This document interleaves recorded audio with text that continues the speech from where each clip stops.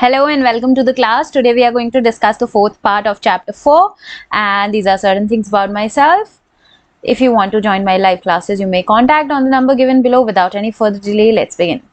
Neurodevelopmental disorder. So neurodevelopmental, let's break the word. Neuro, related to brain. Developmental, something that is happening during the developmental age, like when we are children. And these are the disorders. Why? Because either the behavior will be in excess or the behavior will be in delay. So the child, like normally a child eat, play, sleep, cry and laugh a little, but they will be doing either it in excess or in like deficit, or there will be like delay in the, what do we call it, like a child starts speaking a little later, or don't speak at all, or do not make eye contact. So these are certain characteristic features of neurodevelopmental disorders.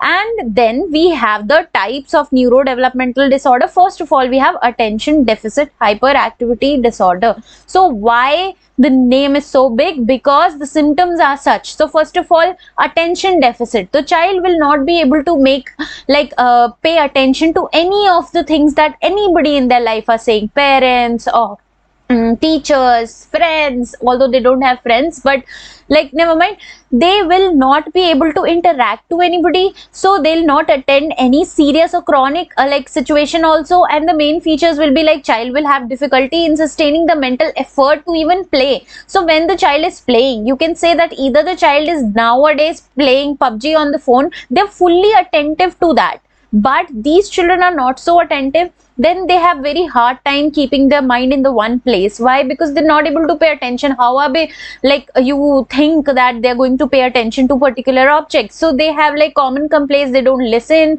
they cannot concentrate, they do not follow instruction, they're disorganized, they're distracted, forgetful, they cannot finish assignments, and they're quick to lose interest in boring activities. Obviously they're not even interested in interesting activities, so they're like, these are the common complaints that we listen.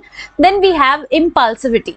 Okay, so impulsivity is the children seem unable to control their immediate reaction. For example, you will see little kids asking their mom, may I go to washroom, even if they're at home. So this looks really cute, but impulsive child is like a child who's not able to control their desires and all. Like it's not a basic aid, but it's like more than that, because they're unable to think before they act. So they don't think that they're going to slap a person, they're going to kick the person, they're going to kick their own mother, but they'll do it. They'll find difficult to wait for their turn. Like if you're asking A for, so if you're asking A for dash from Rani, otherwise like only specific to Rani, but this child will stand up and they're like A for apple, A for apple, A for apple. So that, and then they have difficulty in resisting immediate temptation and delay gratification. So if they want ice cream, they want it, they'll go snatch it from the vendor. Then we have minor mishaps such as knocking things over are like very common. Some accidents, some injuries also happen. Then we have hyperactivity. So hyperactive children are like constant in motion. They are also known as driven by motor. So these children talk like they don't stop while talking. They'll talk incessantly, like as it is mentioned. They'll be like fidget, squirm, they'll climb, they'll run in the room aimlessly, they'll not listen to the lesson, they'll not sit for the lesson.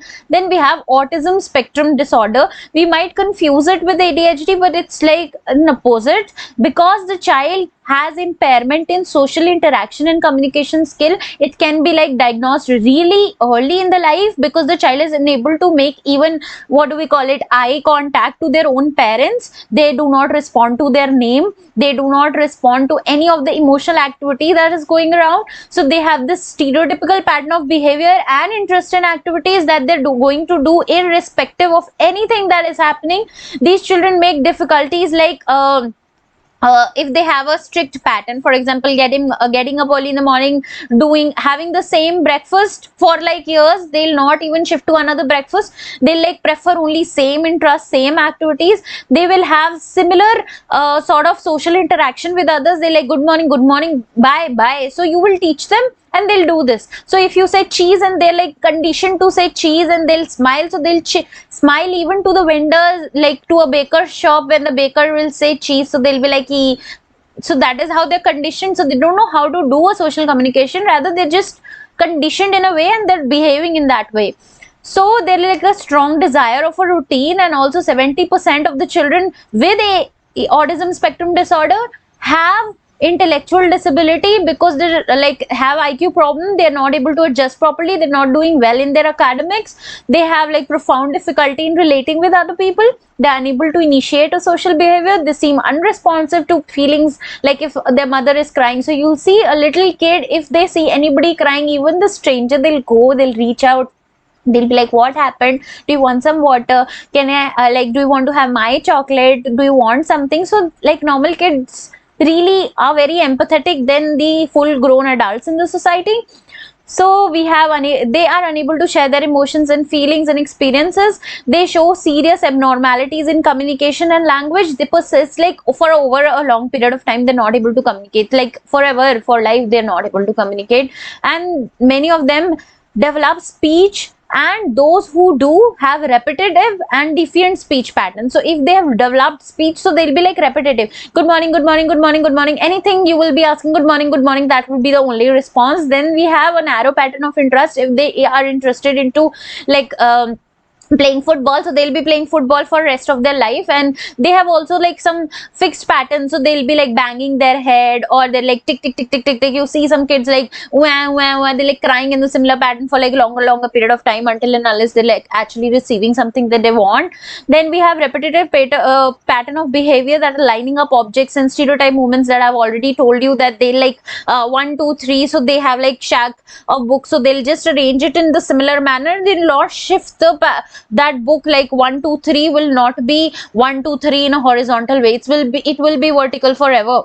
Okay, then we have what do we call it, the motor symptoms like self-stimulate, like hand flapping all the time, tick tick tick tick, it's happening. They can bang their head, I've already told you. And they are like difficulty in starting or maintaining or even understanding a relationship, like verbal or non-verbal. If I'm asking, they'll be numb to it. They don't understand what I'm doing. Even if I'm like, how are you, tell me, and then I'm doing this, they're not able to answer, because they have like difficulty in not only non-verbal but also verbal responses. Then we have intellectual disability. So intellectual disability is when you have IQ below 70, approximately below 70, and they have deficit, I have already told you, in impairment in the adjustment to the areas of communication, self-care, home living, interpersonal skills, and functional academic and work life. Then this can be manifested before the age of 18. Obviously, if the child is going to the school and they're not able to do the basic functions, the teacher will communicate this to you.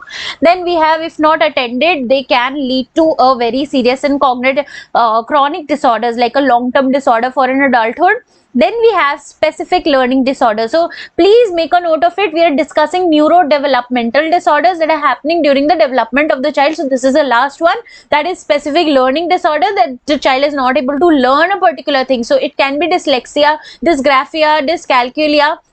These words sound like weird, but dyslexia is like inability to read, dyscalculia is the inability to do calculation, dysgraphia is unable to do related to maths only. And then we have individual who have difficulty in perceiving and processing the information that is basically efficiently and accurately. So they do not have like a basic sense of reading, maths or graphia, I think is regarding the writing part of it. Then it is manifested in the early school years, because obviously if the child is going to even KG class, kindergarten, they need to write A for apple, so they need to write. If the child is not able to write, so they're diagnosed with a specific learning disorder. And then they have difficulty in reading, writing, maths, I've already told you. Then we have like, it is they perform below the average of their own children, like age of their own kids, own classroom kids. So that is also the additional inputs are required, and the efforts on the individual's part is also required to be like reach the acceptable performance level. They need extra tuitions, and the impaired functioning of the performance in activities and occupations are dependent on basic related skills. And they're not attending anything, like if they are not attended properly, they will also lead to a chronic and serious illness in the adulthood. Now we come to disruptive impulse control conduct disorder. See, you might find these disorders funny, but they're like very dangerous, very dangerous. These disorders are majorly diagnosed in like childhood of the children, but they like majorly age inappropriate amount of stubbornness in oppositional defiant disorder. So they are proper differences. First of all, we have oppositional defiant disorder. So the person will defy, they'll be denying. They'll defy means they'll be saying no to anything or everything. They'll be so stubborn that you cannot make anything happen around them. They're like irritable, they're defiant, they're disobedient, they'll not listen to you even if you're their parent. They'll be hostile, they'll be angry, they'll be like, obviously if you're like हमारा कुछ काम कर दो, क्यों, पलटा पढ़ाई कर लो, क्यों, बेटा खाना खा लो, क्यों, बेटा कुछ तो कर लो लाइफ में, क्यों. So they'll be like that, and the symptoms become entangled and they become so problematic, and like interaction also becomes so problematic in future. Then conduct disorder and antisocial behavior. So now in oppositional defiant disorder, keep this in head. The child is defying, they're disobedient, they're irritable and stubborn, but not major harm they are providing to other individuals. But in conduct disorder, the children are basically doing age inappropriate actions. Their attitudes is like violating the family expectation, societal norms, personal and property rights of others, and these children are doing basically behavior typical. Their behavior is damaging property, deceitful theft. They can do chori. They are aggressive in an action that they can harm individual and also animals. They have serious rule violation. If there is like a rule to behave in a particular manner in a library, they'll break the tables, they'll break the ACs and lights and fans, and they'll not even feel any remorse of it. So children may show different types of aggressive behavior. So this particular part which I'm going to discuss now, verbal aggression, physical aggression, hostile aggression and proactive aggression, these are the frequent questions of CBSE. So they ask it in like 1 mark, 2 mark or 4 marks. So first of all, verbal aggression, as the name suggests, the person will be name calling, gali dena, basically swearing. Then the physical aggression, actual hitting, actual fighting, actual throwing stones and like giving harm to other individual. Then hostile aggression is like directed to inflict injury to others. It's like you're inflicting, like actually again physically harming, but also to other people, and in physical aggression it can be to yourself also. So proactive aggression is basically dominating and bullying others without provocation. So here you are not given any provocation, it's just dominating and bullying without even like hitting or without any sort of provocation from the environment. Then we have feeding and eating disorders. So please keep in mind, just not eating a meal or skipping a meal 2 days 3 days is not the disorder. So detach yourself from disorders, learn it from the perspective of learning the disorder. So first of all, we have anorexia nervosa. Here the person doesn't eat at all. They think they have a very distorted body image. So they really have a very distorted body image of themselves. They always think that they are overweight. They refuse to eat totally. They exercise compulsively. So they do not have any mass on their body to actually burn. But they're not eating, but they're exercising compulsively. They develop unusual habits like refusing to eat in front of others. These person may lose a large amount of weight and even starve themselves to death. So if you just now Google the anorexia nervosa case, you will just see a whole like what do we call that thing, like haddi ka dhacha you will see, really just a very thin layer of skin on their body but nothing else. Then we have bulimia nervosa. So here the person is actually eating excessive amount of food, then purging out by taking laxatives and medicines and then vomiting. So if you eat a lot and then you purge it out, you are actually losing out on more weight than actually not eating. Why? Because you're taking laxatives, you're actually harming your body, and these people basically feel disgusted and they are very ashamed when they binges, and they relieve tension after purging the food. So they have like tension in their head that actually comes out when they are taking their food out by purging. Binge eating is basically frequent episodes of out of control eating. So you will see people nowadays saying that there are obesity pandemic. After COVID-19, we have obesity pandemic, that people across the world are getting obese, that is overweight basically. So these people actually eat uncomfortably. They're just eating and eating till not actually feeling hungry. They're just eating a large amount of food, and they're like very obese and that has multiple health risk factors associated with it. Now we have substance related and addictive disorders. So substances, any substance for that matter, even your chai, caffeine, your coffee, everything.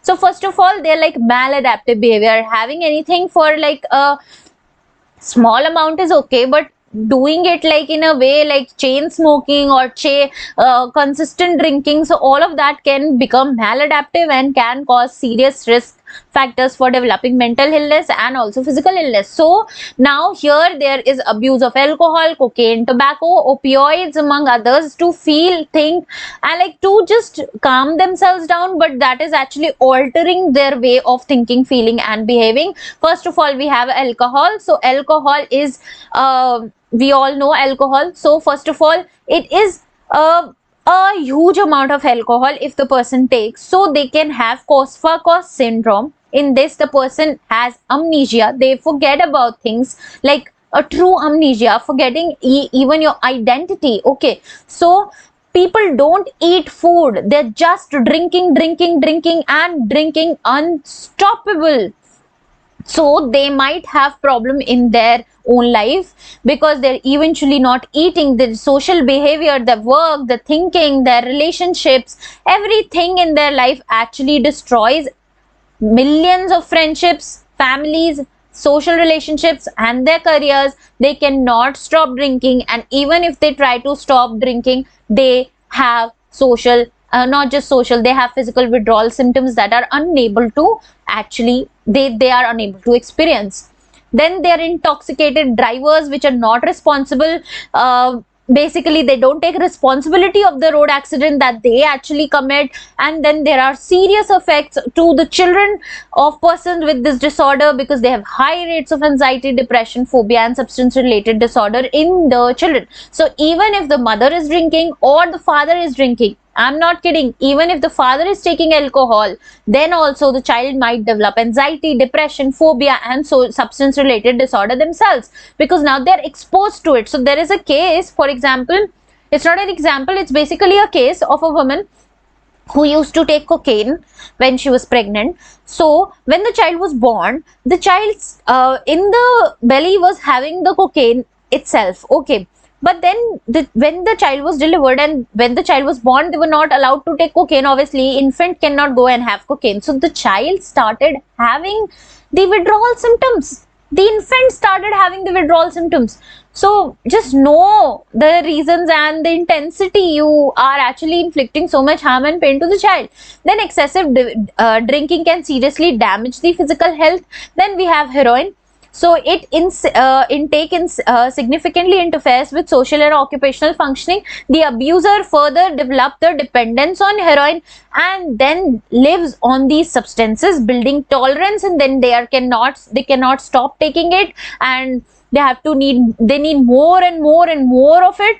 And then heroin like abuse is like overdose, and it can cause problem in your brain, almost like paralyzing breathing, and might cause death.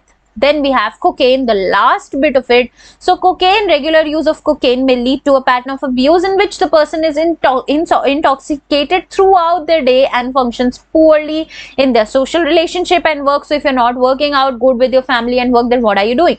Then they have problems in their short-term memory and attention. There's a dependence that they develop, and they dominates the person's life. And this drug actually have desired effects, and if you stop taking it, then you might feel depression, sleep problems, anxiety, fatigue, irritability, and this can be seriously very dangerous for your psychological and physical well-being. So basically, if you're taking cocaine on the regular basis, you become tolerant to the small amount, you need more and more and more of it, and then you develop major disorders in your psyche or maybe physical, because you are being like sleepless, you are having depression, you are having paralysis, you are having anxiety, fatigue, irritability, but not paralysis mentioned here. So these are certain disorders that we have discussed. With that, we are done with our whole chapter 4 psychological disorder. I hope you like it. If you like it, then do upvote and subscribe,